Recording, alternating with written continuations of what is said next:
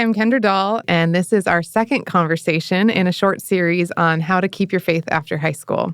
So once again, I'm here with Pastor Adriel Sanchez, host of the Daily Live Core Christianity radio show, and Gretchen Ronovic, co-host of the weekly podcast Freely Given with 1517. Thanks again for joining me, guys. Looking forward to the conversation. Hi. That works. All right. Okay, good. Okay, so when I reflect on my own story of leaving my faith in college, I see this progression of, I call them the false gospels, I believe. I kind of walked my way through these, false beliefs about what the church was teaching, what the Bible was teaching. And so then eventually I just grew disillusioned by them. So thinking about how that translates to today, what are some of the false gospels you think our kids are hearing preached whether in the church or out in the world today? Yeah, I think a lot of times there's this thought of kindness and love everybody and the coexist type of thing. There's the highly accept whatever is going on. And I think on another sense, there can be a very achievement gospel. I think especially high schoolers hear it so much that it just gets drilled into them as schools and parents are trying to prepare them for life as an adult. They're like, all right, you're going to have to get up and you're going to have to do this and you're going to have to really pushing them kind of, which I think in a teen's head, sometimes justification and vocation can get mixed up and come out as one message. So yeah, I think that really high achievement, but also the really settle for anything, which is sometimes ironically mixed together. And so, yeah, that's a big one. I think so you were kind of getting at within the church, the sort of moralistic, therapeutic deism, Christian Smith thing, where, that's what the Christian faith is. It's, do good. God is nice. He's up there. He's kind of distant. And by being a good person, by being a nice person, you're going to win his favor and hopefully have a nice life, that kind of a thing. That's just doesn't ever get to Christ, doesn't ever get to the gospel and grace, and it's really performance-based. So I think that's a reality in just that's the case, right? Outside of the church, it's interesting. I wonder if one of the big false gospels out there is you can just be whatever you want, and you have to shape yourself into something. Carl Trueman, in his book, The Rise and Triumph of the Modern Self, talks about how we used to live in these very mimetic societies, he called them, where it was sort of like your identity was given to you from the outside, and then through a series of shifts in culture and psychology and technology, people came to believe that, no, actually, you have to make yourself into something. He calls it a poetic society, and how that's sort of what we've been taught for the last several years. And what many people teach their kids is, well, you just be whatever you want to be. Your identity is something that you have to create, something that you have to shape. It's this huge burden that we place on people instead of viewing it as, this is something, God has made you in his image, and he blesses you and gives you these gifts. And so I think that's another false gospel you see outside of the church that's so powerful today. And it causes so much anxiety in young people, where they feel the pressure of deciding whether, deciding their gender or deciding what they want to be when they grow up, or deciding how you're going to live this. Or there's so many things that they feel like they have to shape about themselves, that the pressure is just too much. Though there's a challenge there. I think one of the gospels I think of that I really got into in college was the follow your dreams one, right? Because for a little while I attended a church that's like, God made you to live up to your full potential. And then it was all about we're going to help you find out who you are. How did God make you? What are your strengths? What's your personality? And this call to serve it. Exactly. And that thread of truth. That's exactly where I struggle we're a theater family, and I always think of, the line from Hamilton. She's singing like, "When my time is up, have I done enough?" Yeah. But what's interesting is when you pair that to this, these kids I have who like just want to be on the stage and like love music and love the arts and like, and when I look at how I'm supposed to be stewarding them and how God made them, it's like I want to tell them, you can never do enough. When your time is up, Jesus did enough, and there's a rest in that. But how do we couple that with like, they're ambitious and they were created for, to delight in the ways that God made them and what He's called them to. So I really like how you set that up as like justification versus vocation. Yeah. Because I think that is kind of the false gospel I see just even in our own home that we're trying to wrestle through. How do we help our kids see you can rest? You don't have to like make an identity for yourself. Mm-hmm. You don't have to, achieve something great. But also I know that can feel deflating to me. I think that's why I bought into that for so long in college, because it was like these people who are calling us to something great that seems exciting and I want to be a part of it and it feels like it's life-giving, even though when I came to the end of it, it's like, it really is just law. I'm exhausted.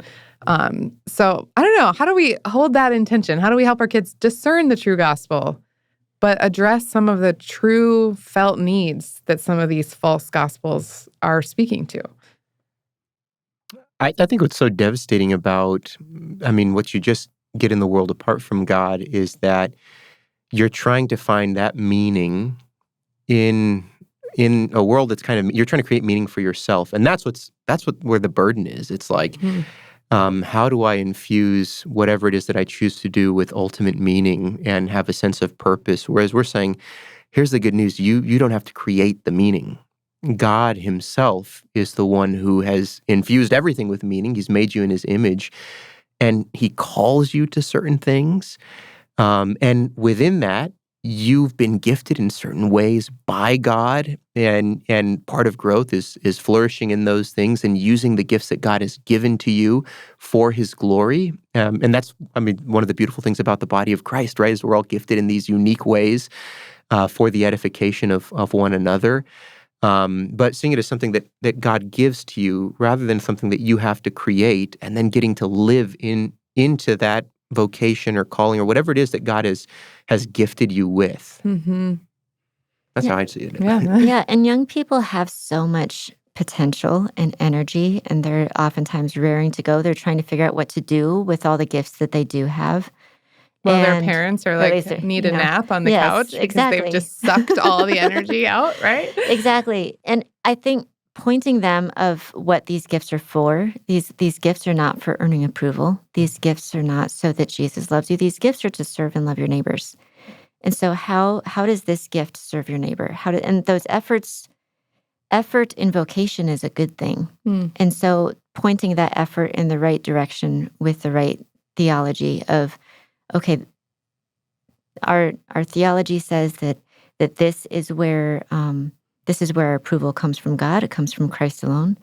But all the stuff we're doing, that's for our neighbor. Mm-hmm. And the other thing that we have dealt with a lot, and this is mostly through conversations, because as much as we're a part of our church, we're also part of our community, and we also have our extended family where some are Christians and some are not Christians, and people that we're interacting with all the time.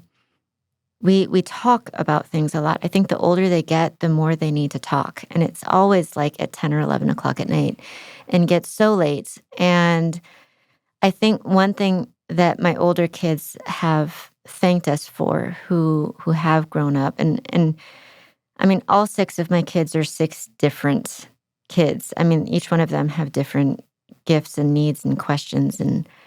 But one thing that we're very careful to do as we're teaching them discernment is to try not to create a paradigm of good people, bad people, of, well, we're really good because we do really this, but these people are really bad because they do this and this. And but picking apart where we're representing ourselves properly and honestly, and also we're representing the other person honestly. So whether we're talking to someone on the other side of the political aisle or ideological or all of these false gospels, we're very careful to present the false gospels to our kids, like explain them to them in a way that someone who would present it.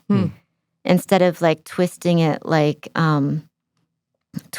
to seem worse, just to scare them a little bit, and then they come in contact with someone as an adult and saying, okay, this type of person is a really scary person. And then you meet them and they're actually a really nice person, and really nice, and they're really kind, and they're gentle. And then they're like, okay, maybe my parents were wrong. They're actually not about. And so we have been very careful how we speak about people outside our faith, people who believe differently than us, to speak about them in loving ways, not to justify what they believe, but to just say, you know what, these people are actually really kind. And these are some things that come out of their ideology that we might actually agree with. Here's where they go wrong. And just kind of pinpointing where the falsehood is instead of doing a broad brush of everything over there is bad. I think by doing that work with them a lot as teens has helped, because they can interact with people who believe differently than them and say, oh, I had a great conversation with this person who is on the other side of the political aisle. I think, or not just political, but theological aisle, and say, okay, this was a really great conversation. This is where I would disagree with them, and here's why. And it helps them to have more intellectual conversations, more compassionate conversations, but also it builds relationship with those that we're trying to train them to minister to, where they're not just coming in attack mode all the time. Well, I appreciate too that it seems like that builds confidence in our kids, that we're not rattled. It's like, I'm afraid you're going to run into the one argument that's going to unravel it all. Yes, exactly. That there's this ease of being able to say like, oh, you had this conversation. Tell me more. What did you find compelling? What, to be able to engage that from a place of confidence in our faith that God can handle your questions. There's this, we're not afraid that you're going to uncover a secret that we're trying to keep from you. Well, and like you said before, there's often, when Satan gives our kids a falsehood, there's always a thread of truth he sticks in there. And that's where a lot of confusion can sometimes come. So to acknowledge that piece of truth and say, okay, that thread is actually really true, but here's where it deviates. It just builds that confidence of God's going to be faithful. God's going to be faithful. So I love that, because it's helping your kids not just to exercise discernment, but to really think of people, as image bearers, as this isn't just, it's so easy when we're afraid and we want to instill ideas or principles in our children and say, okay, we don't want you to go in that direction. You have to be careful to sort of treat things like the boogeyman, these false gospels that are out there. But being able to differentiate between, okay, here's where there is that thread of truth and they're longing for something good, but here's where it goes wrong, and trying to train them to show compassion and to be able to make those discerning calls, I think is so good, so important. And when we don't do that, when it's all or nothing, then like you said, later, down the road, we sort of shoot ourselves in the foot, because, they interact with someone in college or in the workplace, and they're like, hey, actually, my mom or my dad, they were wrong about you. You're kinder than a lot of Christians I know. And so that creates a cognitive dissonance, I think, in our children, where it's like they begin to question, well, were my parents wrong about everything? Maybe they were just scared of everything, and they didn't really know. Yeah. I think part of that, too, is teaching an appreciation for common grace. I don't think that's something that we talk about very often, or at least I had never even heard of it growing up. Yeah, I like how you put that. To think about, like, we share a lot in common with those in the world, and even can enjoy the same things, or when you think about the good gifts from just like of having a great meal or enjoying the work of your hands, or these things that we share in common, that it's okay to share those things rather than over spiritualizing everything and kind of making it seem like anything of the world is bad. I think that's going to really deter our kids when they come into like, well, is it okay for me to like this and to enjoy this and to want more of that, or Well, and I think when you have a lot of these conversations, it ends up being a lot of the same conversation over and over again, where you realize that the world is trying to do the same thing as Christianity, just without Christ. And so whenever we find this is where we would disagree, it's the solution of the world is something other than Christ. If we just do this, if we just do this. And then when your kids start to understand, okay, we're different because we have Christ, and that provides us a rest that the world doesn't have. Then it turns almost to looking at the world with compassion of, oh my goodness, they don't have Christ. That, of this is a good rest that they need. Instead of just this, I don't know. When we look at the world with a lot of fear, or that the world is going to somehow snatch our kids' faith from them, instead of speaking to our children, wherever you go, Christ is going to be with you. Whatever you face, Christ is going to be there with you. To speak that assurance and that confidence over them, instead of this fear that they have to walk this balancing act, or Christ might actually leave them. I think sometimes we kind of shoot ourselves in the foot theologically by letting our fears as parents take over in our conversations. I don't ever do that. I don't know what you're talking about. Oh my word, all the time. I still struggle with that. I'm the older my kids get, the more I learn I have to be quiet. It's just so keep hard it to myself. They only knew how wise we were. What you were saying got me thinking about this. Some stats that I read, and have you guys heard of the book, The Great Dechurching? It came out just recently. I've heard of it. I haven't read it. Dechurching, just the way it's defined is essentially people who were once frequently going to church, many of them just stopped. Some of it through the pandemic, sort of casual dechurching. Some of it because they began to question everything. And so a lot of the book is statistics and interviews with people who have dechurched, sort of getting to the heart of, okay, what was it that caused you to stop going to church? And a lot of it seems like to me, especially for people who were saying, my parents played a role in my not wanting to be a part of church anymore, had to do with how they engaged outsiders. Not as image bearers, with the gospel, but just as this sort of scary out, don't go there. I wanted to read just a brief snippet. It said, we learned in our research that 68% of dechurched evangelicals said their parents played a role in the decision. And the top 5 reasons that they listed, these dechurched evangelicals said, 1, all their emphasis on culture war lost me over time. 2, their lack of love, joy, gentleness, kindness, and generosity. 3, their inability to listen. 4, their inability to engage with other viewpoints. And 5, their racial attitudes and actions. So I thought, how many of those have to do with how you engage with people outside of the church? And then also an openness to ask questions and to wrestle and to explore. It's like when we stifle that, and then when we operate, this fear-based mentality, what we're teaching our kids is the gospel really can't engage the world.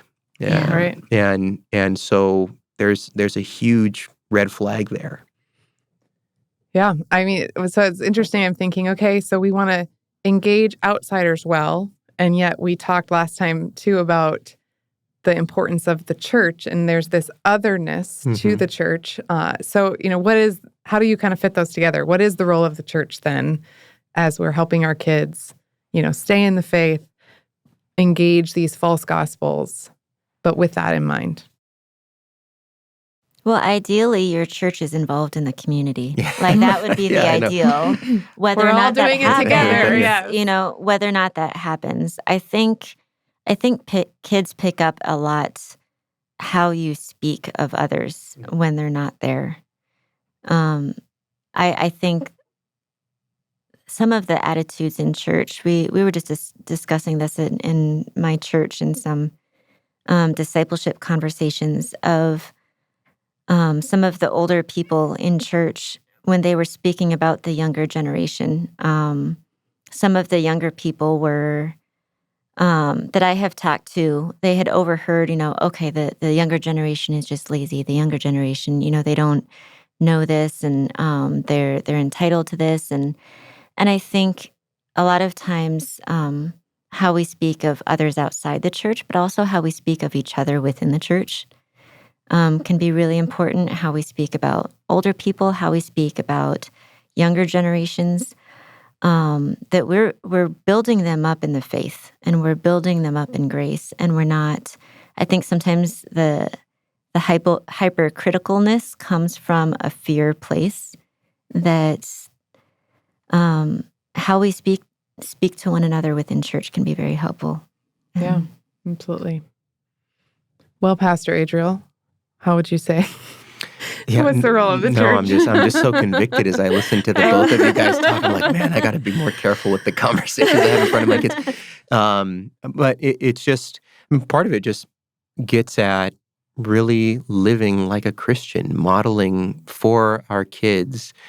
And all of us, of course, we fall short of that, but being able to set that example of what is a life fueled on the grace of God look like? How do we engage with others? Are we humble, or are we arrogant and critical? And of course, usually when you're arrogant and critical, it's because you're not feeding on God's grace. You have too high of a view of yourself, and so you're wrestling with those things. And I, in the first conversation that we had, I talked about how, so much of my concern as a father is just like, Lord, please help us, because we can see our own shortcomings as parents and want to model that life of grace for our children and see our own needs. And I'm thankful. I'm just thankful for the goodness of the Lord, and the fact that grace is present, is there for us as parents as well, and that we get to walk with our kids in that. And when we fall short, as we know, just being able to have even that conversation with our kids and saying, man, this is why your mom needs Jesus so desperately too. There's the gospel's for us. Yeah. Paul David Tripp has a book on parenting where he talks a lot about how horrific that would be if your children never saw you fail, and how they would look at their own failings then of just like, oh, I'm never going to live up to their standard. But to live in the grace and say, I messed up, I need forgiveness, that's something that I think impacts kids more than perfection does. Yeah. Yeah, I think we talked a little bit about our kids seeing our need for church, or talking about that, I need to get to church. And I think there is that same sense of being willing to admit, I sometimes buy into these false gospels too. I get caught up in the striving, and I get caught up in the, wanting to be better than, or being fearful, or whatever it is. But seeing that the church is the safe place to go with those things, the safe place to bring my failures, and not the place that you need to all right, well, everybody put on, I do wish that my children didn't insist on, my son, he insists on looking homeless when we go to church. I do wish he would put on a real t-shirt, or, but I digress. I think of it like a grounding practice, when you're struggling with anxiety, there's this practice of you feel your feet on the ground, you feel the texture of your clothes. There's this sense of trying to bring yourself back into your body when your mind is running away. And that's how I think about the church. For me and for my children, there's this sense of grounding that you come in and it's okay, this world is not my home. I'm a citizen of heaven. These are my people. This is the gospel, that this anchoring and centering that happens every Sunday when we come and listen and sit under the word preached, and we receive the assurance of pardon, and all of these things that are meant to, anchor us and our children. But I think, what you're saying, just communicating that I need that. Come with me. Let's bring our failures to Jesus this week, right? Let's go be with our people, and remember that that we have a place in God's family here. I think that is so crucial.